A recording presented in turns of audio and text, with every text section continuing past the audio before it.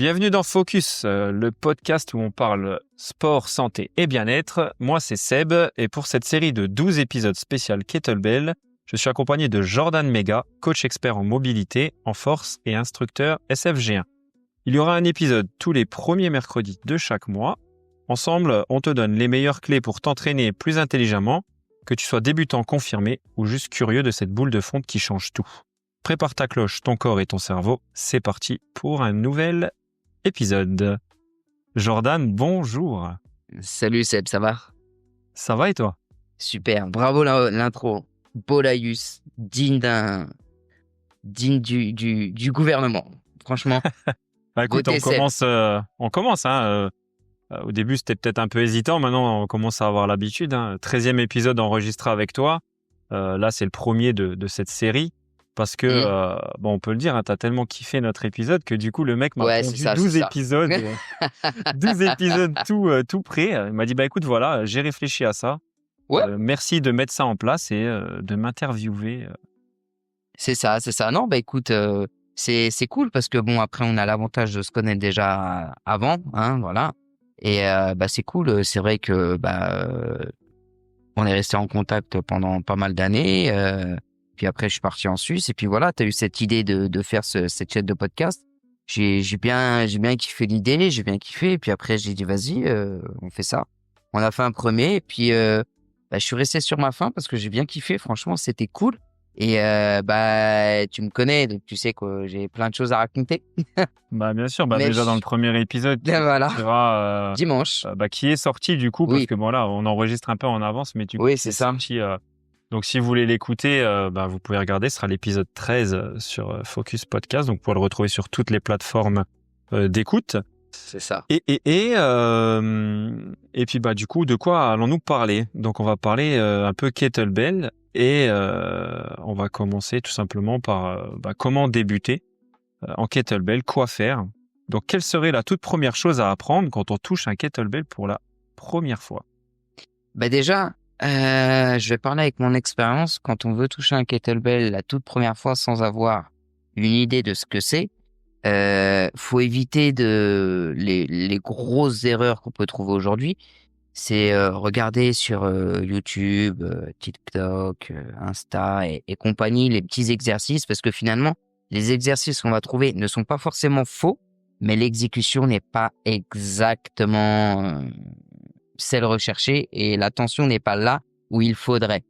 Ça va jouer à un détail près, mais je vais donner un exemple qui pourra parler ceux qui pratiquent de la musculation et aussi du kettlebell. Le simple mouvement du deadlift, qui est donc le soulevé de terre, qui est un des mouvements à connaître pour débuter au kettlebell. Et avec la barre, c'est simple, il faut que la barre soit le plus proche possible des tibias. Limite, se racler les tibias. Moi, je me souviens quand j'étais en stage, mes référents stage me disaient toujours qu'un bon deadlift est un deadlift où tu ressors avec tes jambes en sang. Alors, c'est un peu brutal, mais ça reste une bonne image, comme quoi il faut garder la barre en contact. Faut pas oublier que c'est une charge additionnelle, et en haltérophilie, plus la barre est proche de toi, plus t'es efficace et économe. Et le kettlebell, c'est pareil. La différence, c'est que tu peux le mettre plus loin que tes tibias. Donc, tu vas le placer entre tes jambes au niveau de tes malléoles. Les deux os qui sont à l'intérieur de tes chevilles. Donc, on va être un peu plus centré sur son centre de gravité. Et ne serait-ce que ça, sur un deadlift, où tu vas le mettre un peu en avant, ou vraiment sur ton centre de gravité, donc entre tes malléoles. Et quand tu vas pousser dans le sol pour te redresser, quand tu vas redescendre, tu vas aller chercher tes talons. Et donc là, tout l'impact musculaire va être différent de si tu l'avais trop en avant. Tu vas avoir beaucoup de tension dans la colonne, beaucoup de tension dans les lombaires, mauvais engagement. Et au niveau de tes hanches, ça va plus ressembler à un squat qu'à un hinge, le mouvement demandé, principalement utilisé en kettlebell. Donc, tout ce qu'on peut voir sur Internet, des fois, faut éviter. Faut vraiment se concentrer, puis essayer de se rapprocher des personnes compétentes. En kettlebell, il y en a quelques-uns, ça demande un peu de recherche, connaître différentes personnes, etc. Mais oui, oublier un peu les réseaux sociaux, tout ce qui est comment on peut dire ça, exercice instagrammable, si je puis dire, voilà. Ouais, tous les trucs, on va dire les influenceurs vont te sortir de C'est nulle ça. part parce que quand tu fais le mouvement, t'as la classe, on va dire entre guillemets. Voilà, c'est ça. Tu vas voir le mec qui va faire un biceps curl avec une ceinture pour tenir son dos. Ouais, tu vas vite swiper, tu vois ce que je veux dire, hein? Tu vas nexter. Bah là, c'est pareil, il faut se concentrer sur des mouvements basiques. Les plus basiques, ça va rester du squat, ça va rester du deadlift. Et ne serait-ce que ça, appréhender le kettlebell aussi. Avoir cette sensation dans les mains qui va tout changer d'un haltère ou d'une barre. Cette bonne sensation bien dure, bien rigide au niveau des avant-bras. Tu sens toute la différence de l'impact. Et c'est ça qui est intéressant dans le travail du kettlebell, c'est hyper complet. On sent que tu parles avec passion, là. Exactement, avec passion et puis avec expérience. Et détermination. À fond.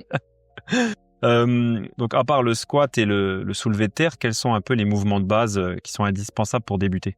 Alors, moi, dans toute cette série de podcasts, quand on va parler du kettlebell, je vais principalement parler du kettlebell, de la méthode Strong First, donc l'école auquel j'ai été formé en kettlebell. Sachant qu'il y a 2 types d'écoles, ok? Il y a le Kirvoy Sport, où là, c'est kettlebell swing du Russian swing, qui est différent. La technique est différente. Et il y a le swing hardstyle que moi je fais, que moi j'enseigne et que j'ai appris. Donc, on va principalement parler de cette méthode-là.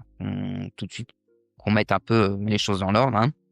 Alors, en hardstyle, tu as 6 mouvements fondamentaux que j'ai déjà expliqués lors du précédent podcast. Tu as donc le swing, tu as le deadlift, tu as le Turkish get-up, tu as le kettlebell press, tu as le snatch et tu as le clean. Si j'ai bien dit, oui, c'est ça, le clean, voilà. J'ai cru que je l'avais dit avant. C'est 6 mouvements fondamentaux, ok? Et de là, tu as différentes déclinaisons. Maintenant, quand tu débutes, les principaux mouvements à savoir, déjà, ça va être de travailler le deadlift. Très intéressant parce que une partie du swing est composée du deadlift, ok? Et le squat qui reste un peu plus sécure et un peu plus intéressant parce que tu vas bien charger ta sangle abdominale et travailler ta mobilité de hanche. À partir de là, tu peux évoluer, commencer un peu à travailler le swing en remettant des patterns de mouvements assez explosifs et justement remettre un peu ces patterns de deadlift que tu vas retrouver dedans. Et puis après, amener un peu plus de complexité pour vraiment travailler sur l'équilibre du kettlebell, notamment au niveau du get-up, qui est très intéressant, le Turkish get-up, que tu as pu expérimenter. J'ai pu tester, ouais, qui fera du coup l'objet d'un second épisode. Je me réjouis. En parlant d'empêche de get-up, ben déjà merci de me l'avoir Je t'en prie. Hein. Mais j'ai pensé à toi hier soir. Ne souris pas, souris pas. Nous ne sommes pas tout seuls. Des gens nous écoutent. Ah mince, j'avais oublié. Eh oui. Non, j'ai pensé à toi hier soir parce qu'en fait, j'ai regardé une vidéo et c'était au fait le mouvement qu'on apprenait aux personnes âgées pour se relever après une chute. Oui. Eh ben, écoute, ça ressemble très, très fortement à un get-up. Alors, j'ai une petite histoire vécue et je comprends ce que tu dis et tu verras un peu la nuance. J'avais une cliente il y a quelques temps. Une cliente qui était très sportive, elle aimait bien le sport nature parce qu'elle adorait faire de la photo. Et donc, elle partait beaucoup en rando, tout ça, machin, faire des photos et tout. Et c'était sa seule activité sportive. Elle était conductrice de TL, donc c'est les bus lausannois, les transports lausannois, ok. Donc, elle passait beaucoup de temps assis, pas forcément dans la meilleure des positions. Et voilà, quoi. Donc, beaucoup de relâchement, etc., etc. Et donc, un des premiers mouvements qu'on a appris à travailler ensemble au kettlebell, justement, c'était le get-up, parce que ça demandait beaucoup de mobilité. Et c'était une motarde, cette dame-là. Et un jour, on s'est vu, et puis elle me dit, oh, tu sais pas ce qui m'est arrivé. Je dis, bah, vas-y. Elle fait, le week-end dernier, j'ai fait une sortie moto, et quand je suis rentré, il s'est mis à pleuvoir. Elle a glissé, il n'y a rien de mal, mais en fait, elle a réussi à s'extirper de la moto en exécutant un mouvement qu'on exécute lors du début du get-up, qu'on appelle le floor press. C'est quand on est allongé sur le dos et qu'on va devoir presser le kettlebell au-dessus. Donc, on est le coude au sol. Dans un premier temps, le kettlebell est sur... je vais presser, donc je vais faire mes get-up à droite. Donc, mon kettlebell est dans la main droite. La boule est à l'extérieur du poignet droit. OK? Donc là, je suis en position allongée sur le dos. Le kettlebell est donc en tension. Et là, je vais presser mon bras, donc lever mon bras vers le ciel, ce qu'on appelle un floor press. OK? C'est simplement lever la main, tout simplement. Et grâce à ce petit mouvement-là, elle a eu assez de force pour soulager sa moto. Je dis pas qu'elle a fait un get-up avec. Hein. Elle a réussi à soulager la moto pour justement s'extirper la jambe qui était coincée. Il n'y a pas eu de bobo, il y a eu des égratignures, voilà, des ecchymoses, pas de gros bobos plus que ça. Mais voilà, est-ce que c'est grâce à ça? Je dis pas que c'est uniquement grâce à ça, mais ça a un peu participé. Elle a réussi à s'extirper du poids de sa moto, justement, grâce au get-up, en poussant. Et ça reflète un peu le mouvement du floor press. Et donc, ça m'étonne pas ce que tu dis, parce que ce sont des mouvements qui sont très, comment dire, simplistes en soi. Sans s'en rendre compte, c'est des choses qu'on fait quand on est bébé. Ouais, et puis peut-être instinctif aussi. Exactement. Moi, mon fils, quand il a appris à marcher, il se déplaçait et ça faisait penser, je dis pas que c'était ça, mais il y avait un peu ce schéma d'une partie du get-up qu'on appelle la position plombier. C'est pour ça que je disais quand il marchait, la transition 4 pattes et debout, je disais qu'il avait une patte folle. Parce qu'il marchait de manière très bizarre et ça ressemblait très, très fortement à cette position qu'on a dans le get-up. Et ça reste très ludique et c'est un des premiers mouvements instinctifs que tu apprends à faire au début de ta vie, quoi. Ouais, c'était peut-être quand il voyait papa faire le sport, il s'est dit tiens, pourquoi pas faire pareil pour me lever. Alors peut-être, j'ai pas le souvenir. Aujourd'hui, oui. Aujourd'hui, il veut apprendre le get-up. Je fais un get-up avec lui. Je le prends à la place du kettlebell. C'est génial. Il adore faire ça. Il a son petit kettlebell et il dit ah papa, tu vas faire ça, tu vas faire ça. Bon, des fois, c'est pas du get-up, ça se transforme en ketchup. Mais voilà, c'est génial. Tu veux faire du ketchup? Oui, c'est ça. Le principal, c'est de bouger. Hein. Exactement. Quelle erreur vois-tu un petit peu le plus souvent chez les débutants? Alors, c'est une erreur qui est contradictoire. Je vais dire la sous-estimation et la surestimation. Je l'ai eu pendant au moins 1 an, toutes les semaines, quand j'ai débuté à travailler dans une école de pole dance. Quand je venais avec mes kettlebells de 16, 20, 24 kilos, les filles, elles me regardaient avec des yeux. Elles m'ont dit, mais c'est quoi ce malade? Et en fait, l'appréhension de la charge, en tant que femme encore plus, pourquoi? J'en sais rien. C'est l'appréhension de la charge, il y a 2 chiffres, je vais jamais réussir à le faire. Mais tu sais même pas ce que je vais te demander de faire. Ouais, mais je vais pas réussir. Donc, pour ça, c'est de sous-estimation. Et après, la surestimation, parce que peu importe le mouvement, que ce soit un kettlebell ou autre, hein, quand on va réussir un mouvement, est-ce que c'est l'ego muscu, l'ego fitness qui parle? Et j'ai envie de faire plus. Mais calme-toi, en fait. Non. Contente-toi de maîtriser ça. Attends un petit peu et après, on fera plus. Il n'y a pas d'intérêt tout de suite. Tu le maîtrises, c'est bien, mais vas-y, consolide-le. Comme je le dis et comme je le dis très régulièrement, explore et exploite. Tu vois ce que je veux dire? Ouais, après, comme moi, tu vois, moi, j'avais commencé, donc, je voulais faire avec un kettlebell de 6 kilos, je crois, j'avais. C'est ça que j'ai d'ailleurs. C'est le poids de mon fils, que... si jamais il joue avec. Hein. Ouais, enfin, j'ai que ça, d'accord. J'ai pas de kettlebell. Je t'en offrirai à Noël. Tu m'enverras 2 grosses boules. Oui.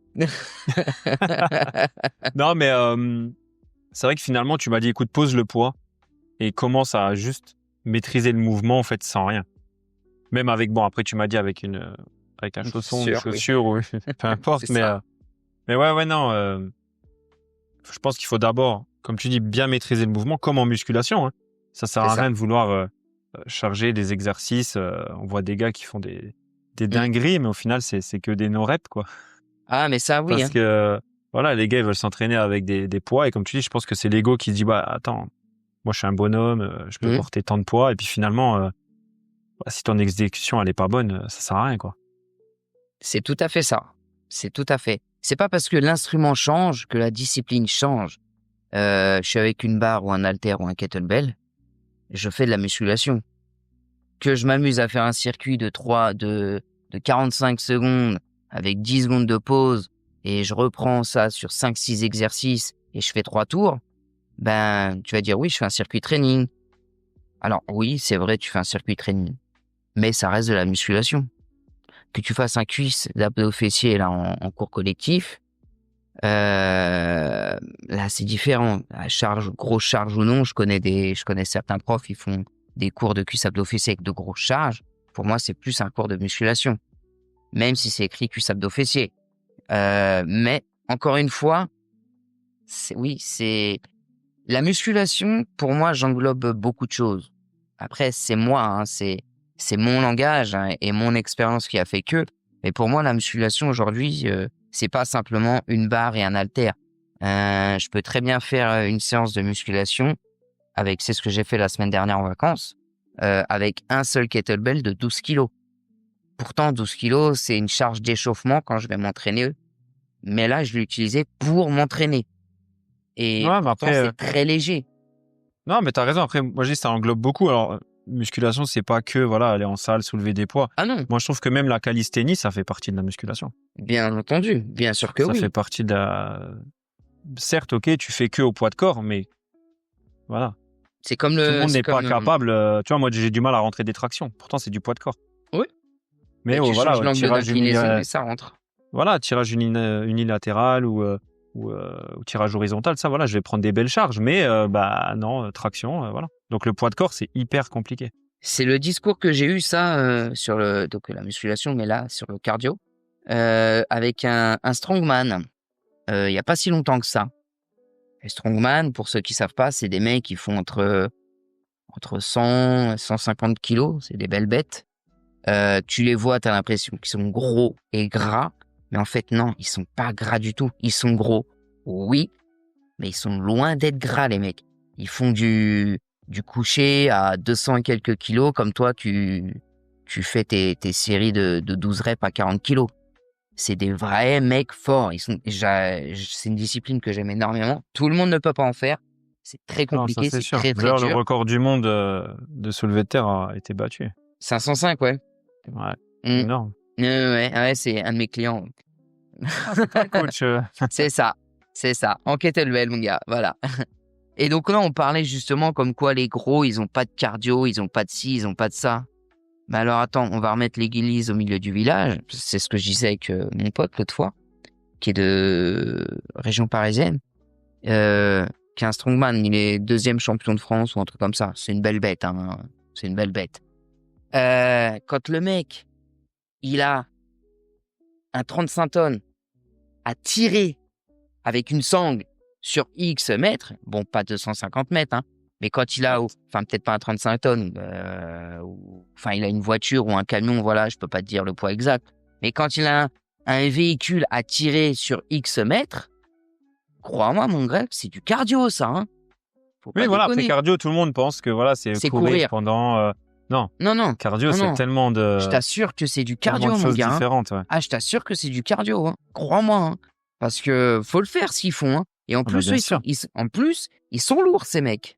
Ouais, ils ont leur charge déjà à déplacer, plus encore la charge derrière. Quoi. Quand t'as un mec de 150 kilos qui doit porter en position carry, là, donc t'imagines un rack à squat qui porte sur les épaules, qui est chargé au pied de 100 et quelques kilos et qui doit le faire aller-retour sur 100 mètres, crois-moi que c'est du cardio, ça.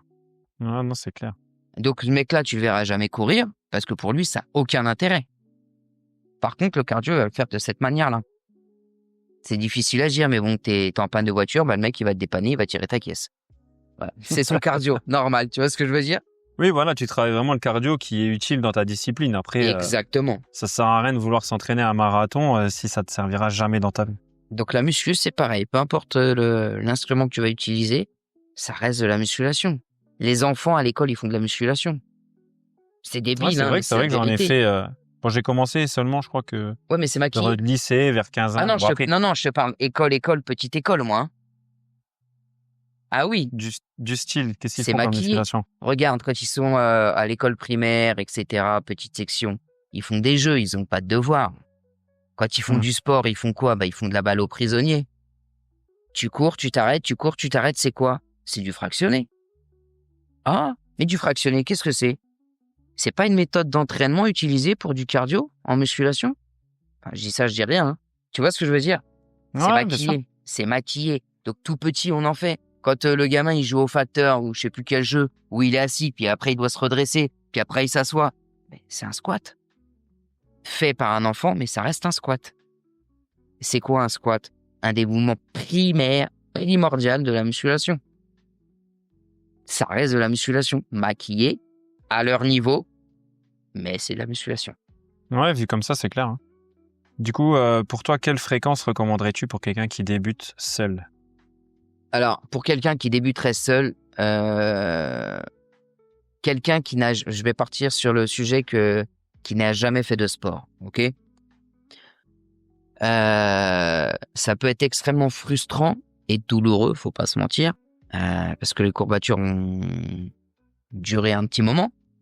On l'a tous vécu, hein? Faut pas se mentir. Alors moi, ce que je vais préconiser, il n'y a pas vraiment d'école là-dessus, mais je préfère dire, viens 2 fois par semaine. Te prends pas la tête. Au moins pendant 2 semaines, 3 semaines. Voir comment toi tu réagis. Si tu te sens plus fatigué, si tu assumes bien tes courbatures le lendemain, si tu te fais pas mal, pour pas non plus te cramer trop rapidement et te dire ouais j'y vais à fond. Non, vas-y en progressif. Tu vas brûler la chandelle par les 2 bouts, ben tu vas te faire mal, tu vas te cramer, tu vas être déçu et tu vas Ouais, arrêter. si t'as pas fait de sport depuis, enfin, si t'as jamais été trop sportif, oui. Voilà. Je pense qu'au début, il faut démarrer tranquille, parce qu'après, sinon, tu vas dire, bah, en fait, j'avais raison pendant toutes ces années. Vaut mieux que je fasse rien que j'aille là-bas, que je souffre, etc. Exactement. Mieux démarrer tranquillos, comme tu dis, 2 petites séances. Tu vois comment ton corps réagit, tu vois si ça te plaît, parce qu'après, voilà. On dit toujours, la muscu, c'est top. Ça, c'est sûr. Mais après, c'est pas fait pour tout le monde. C'est Donc après, je exactement dis ça. toujours, au pire des pires, si c'est pas fait pour toi, ben, avec les centaines, les milliers peut-être de sports différents qui existent au monde, il y en a bien un qui est fait pour toi. Bien sûr, mais Ça, il y a c'est tout, sûr. tout. Moi, j'ai toujours dit, il fut un temps, mes journées les plus pleines, c'était le mardi et le jeudi, parce que à chaque fois que j'avais des débutants, et jamais fait de sport, que je les prenais en charge ou quoi, je leur disais toujours, bah c'est simple, 2 fois par semaine, le mardi et le jeudi, dans le plus beau des mondes. Pourquoi? Parce que ça te met une journée de récup entre tes 2 séances. Tu viens le mardi, tu te reposes le mercredi, tu reviens le jeudi. Comme ça te laisse tranquille vendredi, samedi, dimanche, lundi, tranquille, off. De 1, t'as ton week-end, tu fais ce que tu veux, entre guillemets, hein. Et de 2, ben, tu te dis pas la semaine, je vais me faire mal. Tu fais ton lundi et le mardi, tu viens. Moi, j'ai toujours fonctionné comme ça. Pendant peut-être, comme je dis, ça dépend des gens. Encore une fois, tout le monde ne réagit pas de la même manière. Les 2, 3 premières semaines. Et puis après, à partir de la 4e semaine, à partir d'un mois, on rajoute une séance. Donc, on passe à 3 séances si possible. Et là, on va fractionner un jour sur 2. Encore une fois, dans l'utopie parfaite, le lundi, le mercredi et le vendredi. Un jour sur 2. Si c'est pas possible, eh ben, ton entraînement dure 1 heure. Eh ben, tu vas peut-être mettre moins de récup entre tes séries, ou faire des séries un peu plus longues, ou mettre un peu plus de charge. De manière à justement un peu utiliser, j'utilise beaucoup le système nerveux, de manière à bien le stimuler justement un maximum et de sentir l'impact aussi fatigue nerveuse d'avoir fait les exercices sans trop récupérer. Et aussi, tu auras cet impact cardiovasculaire, parce que forcément, tu as moins de récup, donc tu as plus de dépenses énergétiques, donc tu es plus essoufflé. Donc, moi, c'est comme ça que je fonctionne. Je dirais 2 séances par semaine pour voir tranquille comment ça se passe, prendre ses marques et tout. Et puis après, on augmente au fur et à mesure. On passe à 3 séances par semaine. Si tu me dis je veux venir 5 fois, et ben, on augmente encore le mois d'après, on passe à 4, ou alors 2 semaines après, on passe à 4. Et voilà. Je préfère aller en progressif. Non, t'as raison, t'as raison. Du coup, ça fera aussi l'objet d'un autre podcast. Du coup, comment vraiment faire sa planification d'entraînement C'est ça. si tu viens que 2 fois ou si tu as le temps pour venir 5 fois ou plus, tout dépendra. Tout dépend de la séance Euh, aussi. oui, tout dépend des séances que tu vas mettre en place, bien évidemment. Faut-il commencer donc avec une charge légère, moyenne ou vraiment juste se faire un peu plaisir au début? Alors, moi, je serais d'avis, alors quand on commence à travailler en kettlebell, je serais d'avis à utiliser, moi, je fonctionne pas en charge, tu dois faire tant de kilos, tant de kilos, tant de kilos. Moi, je mets toujours un barème de couleur parce que ça parle plus, le vert, le jaune, le rouge. Si je te dis ces 3 couleurs, qu'est-ce que ça te fait penser, toi? Ouais, ça va être comment dire, l'acceptabilité des charges. Vert, Exactement. c'est à l'aise. C'est Jaune, ça. c'est correct, mais c'est un peu éprouvant. Et rouge, c'est la limite, quoi. On est OK. Voilà. Donc, Ok. charge légère, charge de travail et charge lourde. Point. Voilà. Parce qu'aujourd'hui, ta charge légère, c'est 12 kilos. Mais peut-être que dans 3 mois, ta charge légère, ce sera 16 ou 20 kilos pour cet exercice. Tu vois ce que je veux dire? Ouais, bien sûr, chaque Donc, exercice, je c'est fonctionne différent. comme ça. Et quand on travaille vraiment au kettlebell, donc pour appréhender le swing et tout ça, repartir sur les patterns de mouvement qu'on disait, donc le deadlift, d'autres travails d'irradiation, donc du gainage actif et tout ça. J'aime bien utiliser différentes charges. Pourquoi? Parce que tu restes pas avec une charge légère, tu as des mouvements 12 kilos, tu vas t'embêter. Donc tu te mets une charge 16-20 kilos, ça commence un petit peu à être sympa. Là, tu peux te permettre, tu prends pas de gros risques de te blesser. C'est plus ça qui va me faire intervenir en fait, selon le mouvement et la position, ta capacité bien entendu. Je vais driver cette charge. Et puis après, l'objectif, c'est que ça soit évolutif. Forcément, c'est que ta charge légère aujourd'hui, ce soit ta charge de travail par la suite. Enfin, ta charge légère d'aujourd'hui, voilà, elle se transforme en ta charge légère qui était ta charge de travail. Je sais pas si tu as suivi. Ouais, bien sûr. Aujourd'hui, si tu utilises 16 kilos pour démarrer, non, on se perd. Si tu En utilises gros, 16 en kilos en gros. charge de travail et 12 en charge légère, Oui, il faut que le 16 kilos devienne ta charge légère. Du coup, exactement. ta charge de travail augmentera certainement vers les 20 Et kilos. c'est pour ça que ça reste un travail nerveux et efficient. Pourquoi? Parce que si tu as le 12 kilos, je vais te dire, OK, c'est 12 kilos, mais moi, je veux que tu te dises c'est 24. Parce que quand tu prendras 24, je veux qu'il te paraisse pour 12. Ouais, ok. Donc, c'est un petit travail psychologique aussi, tu vois. Et ainsi de suite. Je vais toujours pousser à prendre, je te dis, en fait, le 24, là, oui, c'est 12. Parce que le 24, dis-toi qu'il fait 48 aussi de l'autre côté. Ça va des deux sens. Tu vois ce que je veux dire? Ouais, bien sûr. Donc, c'est pour ça que j'aime bien utiliser des mouvements complexes. On va rester sur des charges légères, bien entendu. Mais tout ce qui est travail préparatif, gainage, irradiation, là, je vais travail de préparation, oui, voilà. Là, je vais vraiment prendre charge légère, charge de travail, charge lourde. Vraiment. Et peut-on progresser efficacement sans coach? Peut-on gagner de l'argent sans travailler? C'est la même question. Pour toi, obligatoirement, faut passer par un coach pour vraiment Non, progresser. bien sûr que non. Non, je dis bien efficacement. Hein. Alors, Se progresser, voilà, je pense que si tu es débutant, il y a un peu ce mythe, mais qui est un peu réel quand même, c'est que les 6 premiers mois, on va dire, t'as jamais fait de sport, tu te mets au sport, tu vois une évolution quand même notable, hein, jusqu'à atteindre ce petit palier forcément. Mais c'est qui dure ça un le peu. piège. C'est ça le piège. Parce que le débutant, il va dire non, je veux essayer par moi-même. Parce que tout de suite, ce qui va lui faire peur, c'est le prix. Faut pas se mentir. Et à partir du moment où le prix lui tilte dans la tête, le mec de manière générale, hein, l'être humain n'est pas prêt. Tu sais que cette personne ne va pas forcément être investie. Et que tu la reverras pas autant de fois. Malheureusement, c'est beaucoup de cas. Et ils disent non, je vais me débrouiller par moi-même et nanani nanana. Ok. Et t'en as un faible pourcentage, mais ils reviennent après. Ils reviennent, ils te posent des questions, ils viennent te voir, ici, et ça, ici. Et une fois, moi, j'en ai vu un, ça m'a un peu tapé sur le système. Il venait me voir plein de fois.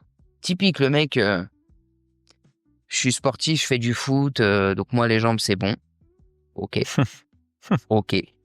D'accord. J'ai pas besoin. Ok. Très bien. Tendinite au genou, mais enfin bref, il a pas besoin. Il est boss assez comme ça au foot. Et donc, il a pas besoin de coach, il avait jamais fait de fit, jamais de muscu, rien, que du foot. Ok, voilà. Non, je vais me débrouiller, machin. Ok, d'accord. Bref. 1 mois, 2 mois, 3 mois, 4 mois, 5 mois, 6 mois. Et je le vois, il vient. Régulier, le mec. C'est rare, mais je le vois venir régulièrement et tout. Ah, ça va, machin. Et à chaque fois, une petite question. Pour faire ça. J'ai vu ça sur Internet. Ah, regarde, coach, je te montre, j'ai vu ça, là, t'en penses quoi? Tu sais, toujours ces petites questions. Je veux pas dire le mec qui vient gratter, mais c'est un peu ça, tu vois. Si, c'est un gratteur. C'est pas, Voilà. pas Et là, il y a quelques semaines, il est venu me voir. Il me fait ah, coach, excuse-moi. Et là, je fais ouais, j'étais en pleine séance d'entraînement. En plus, je travaillais pas. Ouais, donc pas. En plus, je dis ouais, quoi. Il me fait t'as 2 secondes. Je fais je m'entraîne, mais vas-y, dis-moi, c'est quoi? Des fois, j'ai une question. Je fais attends, c'est une question ou un conseil? Non, c'est un conseil. Ah, tu veux un conseil? Ouais, prends un coach. Je suis parti.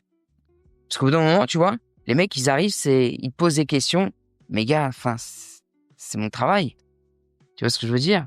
Non, bien sûr. Tu peux pas donner des conseils toute ta vie non plus comme ça. Bon, du coup, la prochaine fois, tu lui donnes le lien du podcast. Comme ça, il apprendra quand même déjà beaucoup de choses. Figure-toi que c'est ce que j'ai fait. Parce qu'on va lui donner beaucoup d'infos dans toute cette série. Figure-toi que c'est ce que je lui ai fait. Je lui ai dit, écoute, là, il y a des podcasts qui vont arriver. Écoute. Reste connecté. Voilà. Mais voilà, donc, alors, efficacement, je vais pas te dire oui obligatoirement, mais c'est toujours bien qu'on soit débutant ou même confirmé. C'est toujours bien d'avoir un coach. Je vais donner 2 entités à l'extrême. Le petit débutant qui vient, il sait pas quoi faire, il aura besoin du coach. D'accord? Parce qu'il sait pas quoi faire et c'est mieux pour son placement, sa sécurité, etc. Ok? Oui, qui part directement sur de bonnes bases pour devenir confirmé. Et puis, ça évitera les blessures, ça évitera comme tu dis, voilà, les mauvaises postures. Clairement. De prendre des mauvaises habitudes pendant les exercices, pendant les mouvements. Ok. Clairement. Et t'as le mec qui prépare une compète de body. Lui aussi, il a besoin d'un coach. Et généralement, ces mecs-là, ils prennent des coachs. Ah bah, il vaut mieux. Après, on en a vu quand même pas mal qui ont essayé solo. Ils ont eu un bon physique. Mais ça arrive, voilà. Je dis pas le contraire. Mais après, derrière, quand tu fais des compètes, t'as pas que le physique, t'as l'après-compète qui est aussi important. Le mec qui va aller chercher sa carte pro, je vais te dire qu'il va pas s'amuser à se dire j'y vais tout seul comme un champion. Non, ça fait 25 ans que je fais de la muscu, lire tous les bouquins, ça reste compliqué. Après, voilà, il y en a eu qui ont été solo. Il y en a. Je dis pas le contraire. Mais voilà, ça reste quand même un petit pourcentage. Mais sur 10 bodybuilders professionnels, les mecs, ils ont leur carte pro, ils font des scènes, enfin voilà. Ils sont classés, ils ont des podiums. Sur 10 bodybuilders, allez, t'en as combien qui n'ont pas de coach? 2. Oui, c'est vraiment tu vois ce que je veux dire? Pourcentage, c'est clair. Alors si eux ont compris, ont capté que pour pouvoir s'entraîner correctement, réussir à atteindre l'objectif, il faut que je prenne un coach. Pourquoi les gens normaux, qui ne font pas de compète et tout, n'en auraient pas besoin? Tu vois ce que je veux dire? Non, tout à fait d'accord. Alors, moi, je vais être plus d'avis à dire oui. Je vais pas dire qu'il te faut un coach toute ta vie. Mais il faut au moins une fois dans ta vie que tu aies un suivi avec un coach. Au moins une fois dans ta vie. Au moins un minimum de 5 ou 10 séances. Parce que, et encore, je parle du minimum. Ouais, j'allais dire, c'est léger. Ouais. Moi, parce que vraiment, t'as énormément de choses à savoir. Toute morphologie est différente. Enfin, tout exercice ne va pas à Pierre, Paul, Jacques. Si en plus tu veux une diète avec, ou t'as une pathologie, ou t'as un problème articulaire. Enfin, tout le monde a besoin d'un coach. Même les coachs ont besoin des coachs. Ça c'est beaucoup, ça c'est beaucoup vu. Hein. Mais clairement, combien de collègues à moi, et moi le premier, se font coacher par d'autres? parce que c'est une remise en question, parce que tu continues d'apprendre et parce que ça me paraît logique. Si moi, Ça, en puis tant que t'as un coach, avis extérieur aussi, parce que bon, quand tu fais ton mouvement, tu te vois pas spécialement, t'as beau te filmer, mais ça reste pas pareil qu'un œil extérieur, quoi. non, clairement. Toi, ouais, ça va, je suis bien. Ouais, d'accord, t'es bien. Attends, lui, qu'est-ce qu'il en pense, lui? C'est différent. Donc, franchement, oui, je serais d'avis à te dire que oui, il faut se faire suivre. C'est important. C'est important, pourquoi? Parce que c'est un métier aujourd'hui qui se meurt parce que t'as beaucoup de mecs du jour au lendemain, ils sont coach. Parce que ça fait bien de dire je suis coach. Ouais, Et après coach, entre guillemets, moi j'ai toujours, ça veut tout dire et rien dire, tu vois. c'est ça, Et c'est ça. aujourd'hui, tout le monde est coach, tu vois. Ah, mais Donc, clairement. très peu sont en premier diplômés, même si le diplôme ne fait pas tout, Ah non, mais deux sont expérimentés aussi derrière, quoi. ah non, il faut se faire suivre. Il faut se faire suivre parce que tu vas apprendre obligatoirement quelque chose. Obligatoirement. Oh, c'est obligé. J'ai jamais rencontré une personne dans ma vie qui m'a dit, en étant suivi, j'ai rien appris. Franchement, même si ça peut être le pire des coachs ou quoi que ce soit, tu vas apprendre quelque chose. Parce que faut pas oublier, je sais pas, moi, ça me sidère, en fait, ce genre de choses quand j'ai des gens en face de moi comme ça me sidère. Parce que, je sais pas, quoi, tu fais du sport, tu joues avec ta santé. Ah oui, là, c'est seulement, ouais, c'est tu- ta santé, hein, qui est en Je jeu. te parle pas de l'aspect, je te parle pas de l'aspect esthétique, je te parle de ta santé, mec. C'est un truc de, je sais pas, quoi. Ton corps, tu l'as jusqu'à 95 ans. Ça commence. Voilà. Voilà, tu l'as une paire d'années le plus long possible. Je te le souhaite, tu vois. Je le souhaite à n'importe qui. Alors, fais pas n'importe quoi avec, quoi. Alors Non, je oui, ça comprends demande ça. un engagement financier, un engagement moral ou même papier. Voilà. Ça demande un engagement. Ça demande des sacrifices. Faut que tu sois prêt à les faire à un moment donné dans ta vie pour pouvoir aller plus loin, pour pouvoir être en bonne santé. Donc, moi, je vais dire que pour progresser, oui. Efficacement, pas nécessairement. Pas nécessairement parce que tu peux très bien t'entraîner juste pour garder la forme, sans objectif particulier. Exact. Écoute, on restera là-dessus. Mhm. Et puis, on se retrouvera pour un prochain épisode. Ouais. On dit qu'on faisait des petits épisodes, pas trop longs. Mhm. Du coup, on dit merci qui? Ah, je l'attendais, je savais, mais je me suis dit, il va la sortir, Bien mais sûr. quand? Parce qu'on rappelle du coup donc Allez. tes réseaux, donc JM Coaching, Voilà. S'ils sur sont pas. Instagram, sur Internet tout simplement. Hein, donc tu es basé en Suisse. Oui. Pour ceux qui Maintenant, oui. n'ont pas écouté ton premier podcast dans ma À série Lausanne. générale. À Lausanne. Donc je recommence. On dit merci qui? JM Coaching. On dit merci Jordan Mega. Voilà aussi. Ok, écoute Jordan, merci. On se retrouvera du coup pour un prochain épisode sur les intérêts du Turkish Get-Up que tu nous expliqueras. Oui, Et je puis, me réjouis. Plein de choses à dire dessus. Voilà, donc un épisode par mois, tous les premiers c'est ça. mercredis de chaque mois. Exactement. Et voilà, donc si vous voulez les actualités du podcast, c'est sur Instagram, seb.focuspodcast. Et puis sinon, vous pouvez me retrouver en tapant tout simplement Focus Podcast sur toutes les plateformes d'écoute de podcast. Je vous souhaite une bonne journée, à bientôt. Salut tout le monde, merci Seb.